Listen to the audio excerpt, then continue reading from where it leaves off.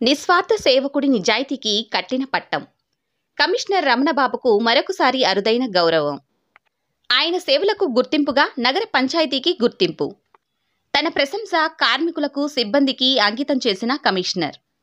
బుచ్చి నగర పంచాయతీ కమిషనర్ వెంకట రమణబాబుకు అరుదైన గౌరవం దక్కింది.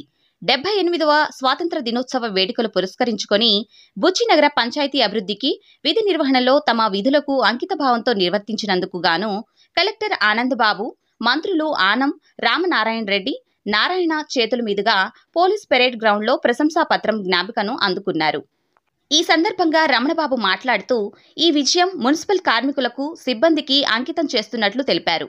వారి శ్రమ, కృషి ఈ రోజు నాకు గుర్తింపు తెచ్చిందని, నిజానికి ఈ గౌరవం వారికే దక్కాలని, అందుకే వారికి ఈ ప్రశంస అంకితం చేస్తున్నానని చెప్పారు.